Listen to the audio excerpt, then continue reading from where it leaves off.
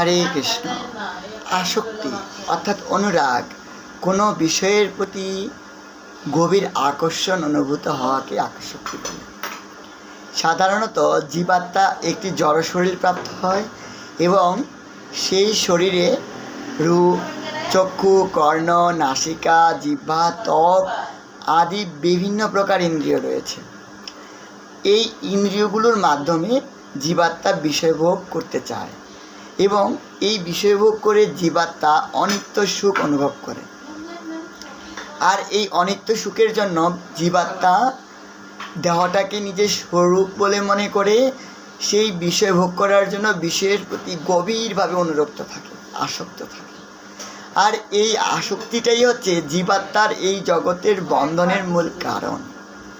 বস্তুতপক্ষে জীবাত্মাকে এই আসক্তি থেকে মুক্ত না হওয়া পর্যন্ত এই জড়বন্ধন থেকে সে মুক্ত হতে পারে না। এই জন্য শ্রীমদ্ ভগবদ্গীতার ৩য় অধ্যায় কর্মযোগে পরমেশ্বর ভগবান ১৯ নম্বর শ্লোকে বলেছেন, তস্মাৎ আসক্ত সতম কার্যম কর্ম সমাচর আসক্ত হি আচরেণ পরমাপ্নেতি পুরুষঃ।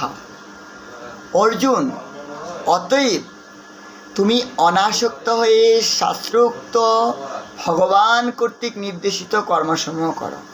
এভাবে তুমি যদি অনাসক্ত হয়ে ভগবানের নির্দেশ অনুযায়ী ভগবানের সন্তুষ্টির জন্য কর্ম করতে পারো, তাহলে তুমি পরম পুরুষ ভগবানকে লাভ করতে পারবে। অর্থাৎ আমাদেরকে সমস্ত বিষয়ের প্রতি, সমস্ত কর্মফলের প্রতি অনাসক্ত হয়ে কর্ম করতে হবে।